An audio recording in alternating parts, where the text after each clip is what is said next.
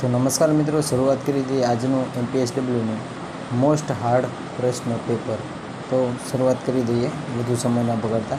Okay, તો ઊંટાટિયાનું બીજું નામ શું છે? તો ઊંટાટિયાનું બીજું નામ વૂપિંગ કફ છે. શું છે? તો કે વૂપિંગ કફ છે. ઓકે, 1.33 વક્રી ભવનાંક તો કોનો છે? તો કે પાણીનો વક્રી ભવનાંક છે.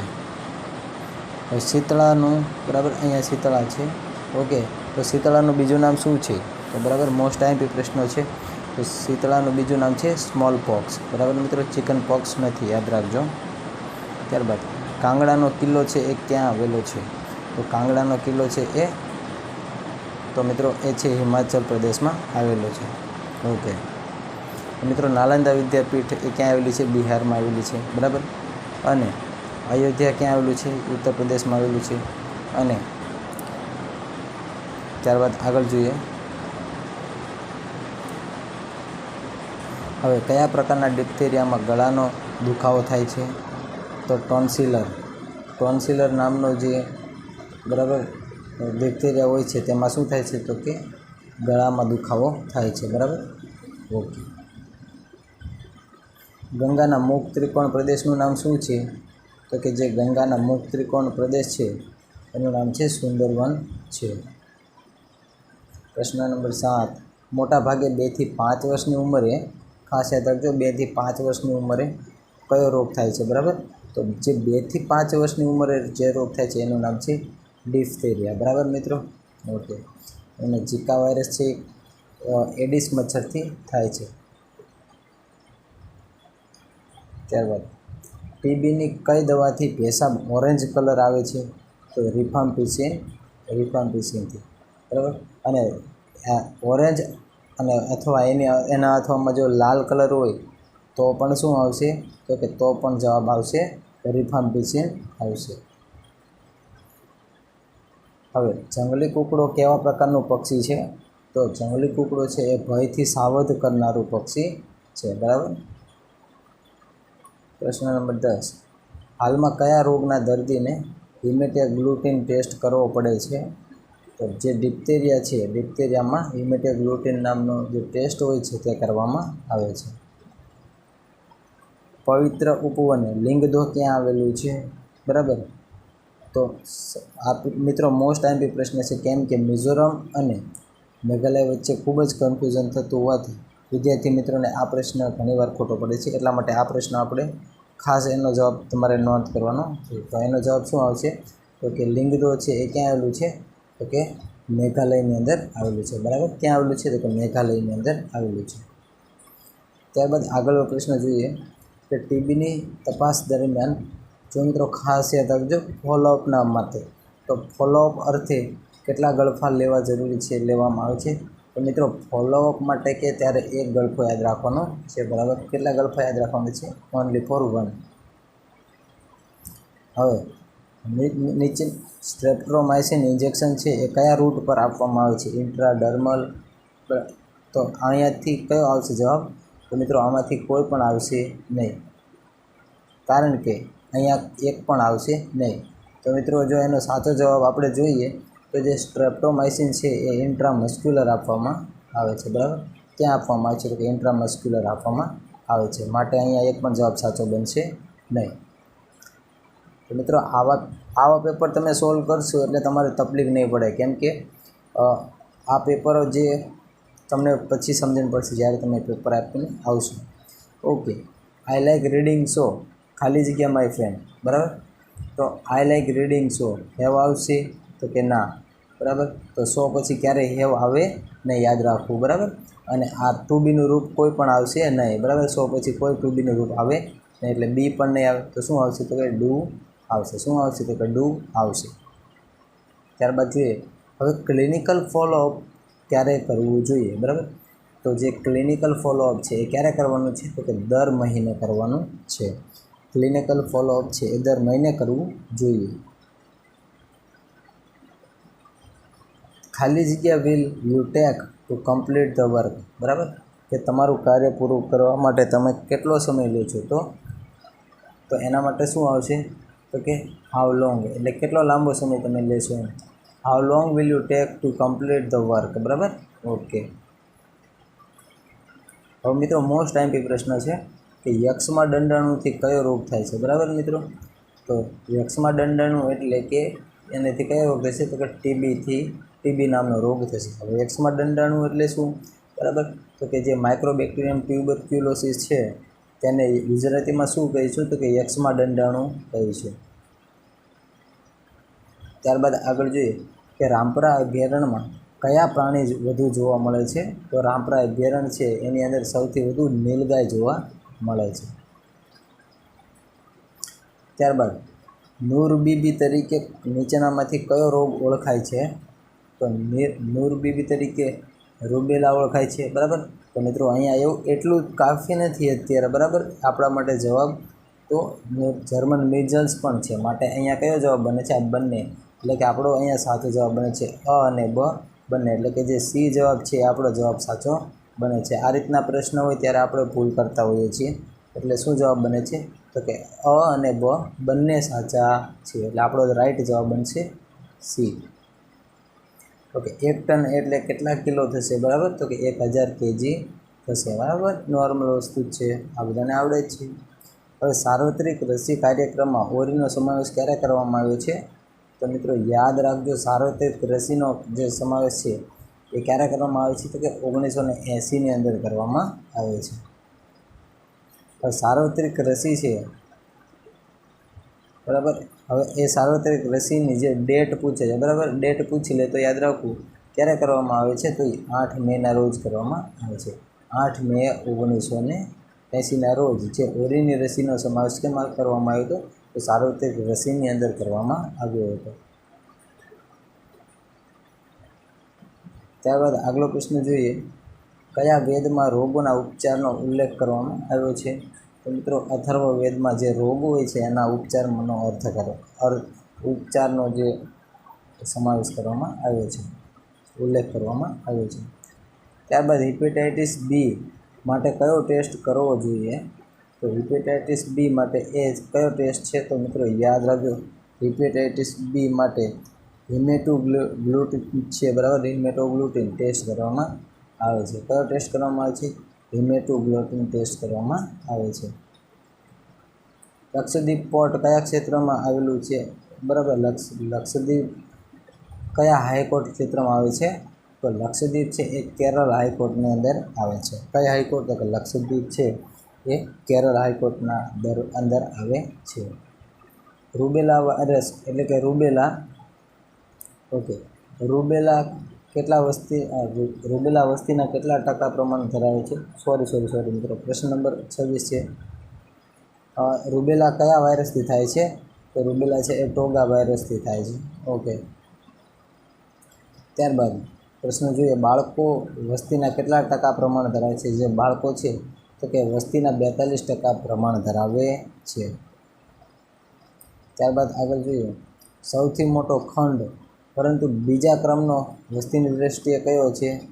તો બીજા ક્રમનો પૂછે તો કયો આવશે, તો કે આફ્રિકા આવશે. અને તેની દૃષ્ટિએ, તો કે વસ્તીની દૃષ્ટિની વાત કરવામાં આવી છે, વસ્તીની નજરે કયું છે, તો કે આફ્રિકા છે. પ્રશ્ન નંબર આગળ જોઈએ, ઓકે, નીચેના પૈકી માતા મૃત્યુનું કારણ નથી. શું પૂછ્યું છે, તો કે નથી એવું પૂછ્યું છે. તો કે પીપીએચ છે. પીપીએચનું પૂરું નામ મિત્રો શું થશે, તો મિત્રો તમને આવડતું હોય તો કમેન્ટ બોક્સમાં જરૂર કહેજો, બરાબર. પાર્ટ ટાઈમ્સ એવું કંઈક થાય છે, બરાબર, મને અત્યારે યાદ નથી, બરાબર, તો છતાં હું તમને યાદ કરીને કહી દઉં છું.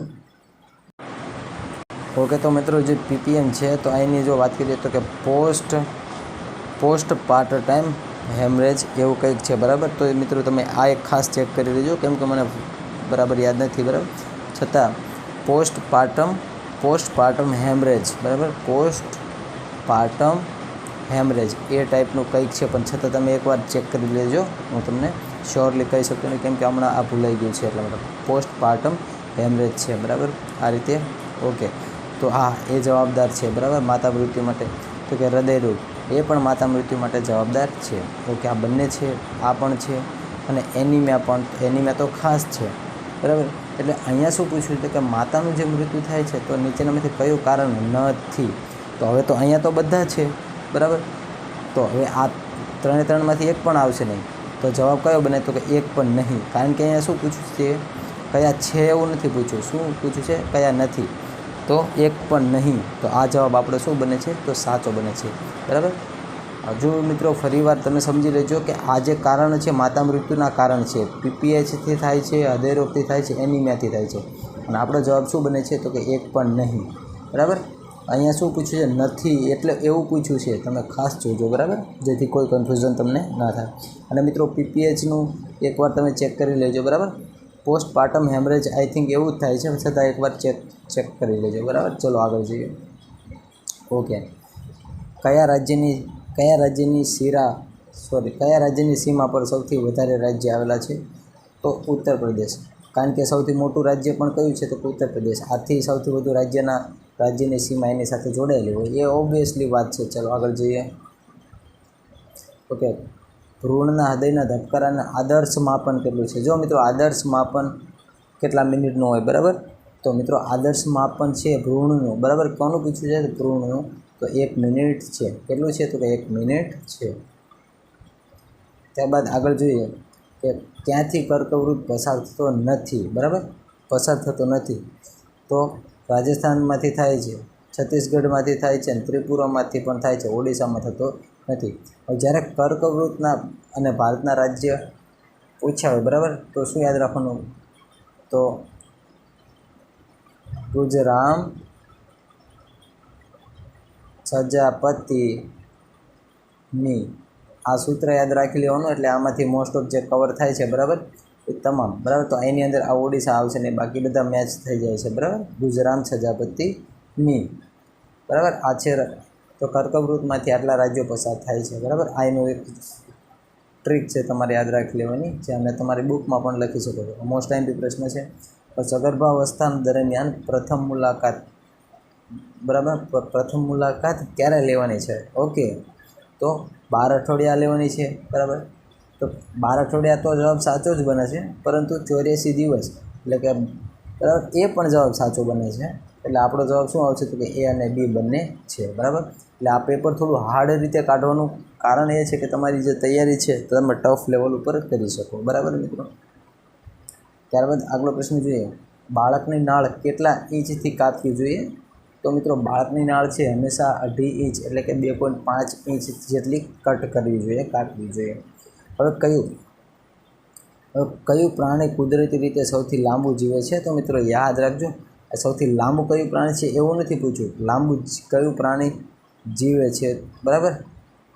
અને કુદરતી, તો મિત્રો આફ્રિકન જે જીરાફ છે, સૌથી વધુ લાંબુ જીવવાવાળું જે પ્રાણી છે, બરાબર, તો એ કયું છે?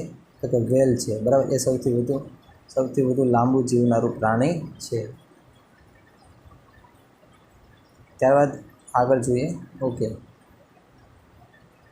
હવે નવજાત બાળકને ચેપને બચાવવા માટે ઓછામાં ઓછા કેટલા વ્યક્તિનો સંપર્ક હોવો જોઈએ? બરાબર. તો કે નવજાત બાળક જન્મ લે ત્યારે એની પાસે ઓછામાં ઓછા કેટલા વ્યક્તિ હોય તો વધુ સારું? વધુમાં વધુ નહીં, પણ ઓછામાં ઓછા એક વ્યક્તિ હોય તો બાળકને ચેપ લાગવાનો ચાન્સ ઘટી જાય છે. અને આદર્શ માપ છે. બરાબર. સમાજશાસ્ત્રના પિતા કોણ છે? તો સમાજશાસ્ત્રના પિતા ઓગસ્ટ કોમટ છે. કોણ છે? તો કે ઓગસ્ટ કોમટ છે.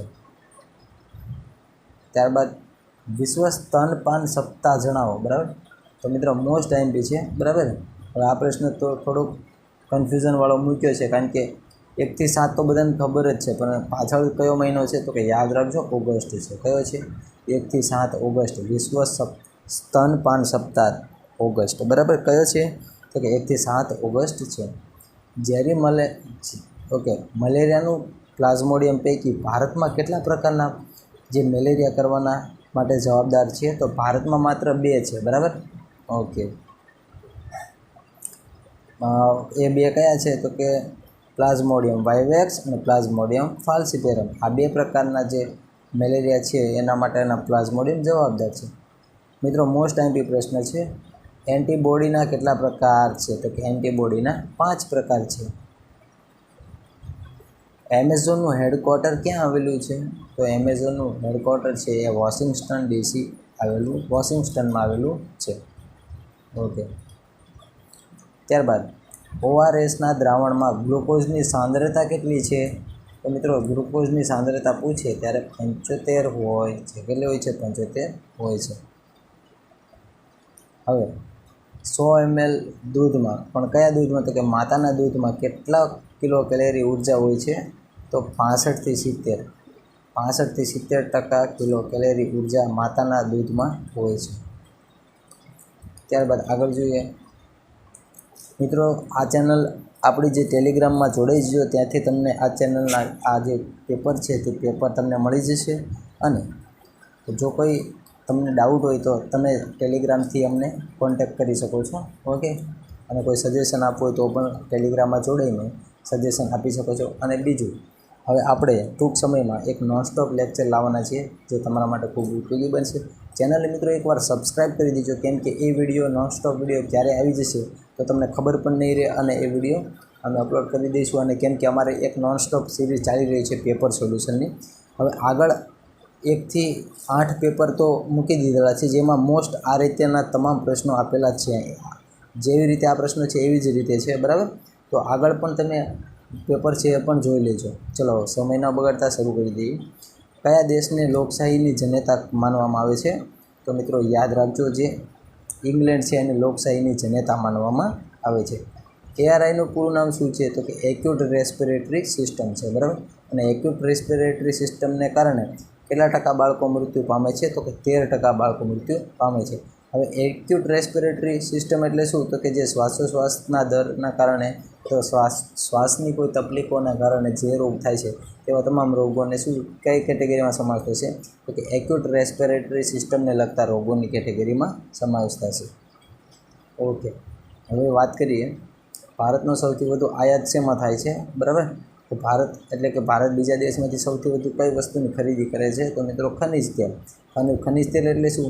તો કે પેટ્રોલ, ડીઝલ એ બધું શું કહેવાય? તો ખનિજ તેલમાં આવશે. ચલો આગળ જઈએ. હવે મિત્રો પૌષ્ટિક બાળકનું મુખ્ય લક્ષણ શું છે?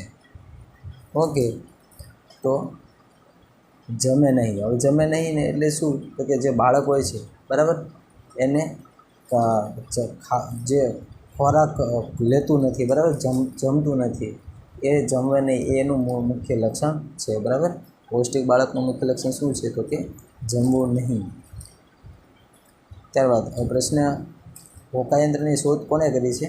તો હોકાયંત્રની શોધ એ ભારતે નથી કરી, પણ કોણે કરેલી છે? તો કે ચાઇનાએ કરેલી છે. મિત્રો આ પેપરને અમે આટલી પેપર બનાવી છે ફક્ત તમારા માટે, અને આગળ પણ હજી ઘણું બધું તમારા માટે મહેનત કરીશું. પરંતુ તમે અમને સપોર્ટ નહીં કરો તો અમે કઈ રીતે અમને પ્રેરણા મળશે કે અમે તમારા માટે કંઈક સારું કામ કરીએ? તો મિત્રો અમારી આ જે ચેનલ છે એને તમે લાઇક તો કરો, વિડીયોને તમે ચેનલ એક લાઇક કરવામાં તમારું કંઈ જતું નથી રહેવાનું, બરાબર. તમે લાઇક કરશો એટલે અમને તો ખાલી એટલું થશે કે ના, અમારા વિડીયોનો તમે પસંદ કરો છો. અને જેટલા મિત્રો લાઇક કરે છે એમને ધન્યવાદ. તમારા માટે અમે સતત પ્રયાસ કરીશું જેથી તમને પણ નોકરી મળે, બરાબર. હવે ફેબ્રિયલ સીઝર માટે બેસ્ટ પ્રોફિલેક્સિસ કઈ છે? બરાબર. તો જે ફેબ્રિયલ સીઝર છે એના માટે બેસ્ટ પ્રોફિલેક્સિસ હોય તો એ ફિનોબાર્બિટોન છે. શું છે? તો કે ફિનોબાર્બિટોન છે. ઓકે, કલ્પસૂત્ર કયા ધર્મનું ગ્રંથ છે? તો કે કલ્પસૂત્ર છે એ જૈન છે. અને હવે આગમ પૂછે, બરાબર, આગમ પૂછે તો પણ કેમ આવશે? તો કે આગમ પણ જૈનમાં આવશે. આગમ પણ કેમ આવશે? તો કે જૈનમાં આવશે. બૌદ્ધનું કયું છે? તો કે બૌદ્ધનું ત્રિપિટક છે. હિન્દુનું કયું છે? હિન્દુના જો પુસ્તકોની વાત કરીએ તો જે વેદ છે, વેદ ઉપરાંત છે ઉપવેદ છે, ભગવદ્ ગીતા, આ બધા હિન્દુ ધર્મને લગતા ગ્રંથો છે. તો આપણો જવાબ અહીંયા શું બનશે? તો કે કલ્પસૂત્ર એ જૈન ધર્મને લગતો ગ્રંથ છે. Thank you so much. મળીશું નવી અપડેટ સાથે, નવા પેપર સોલ્યુશન સાથે. દોસ્તો લાઇક જરૂર કરી દેજો, અને ચેનલને હજી સુધી જો સબસ્ક્રાઈબ ના કર્યું તો સબસ્ક્રાઈબ પણ કરી દેશો. Thank you so much.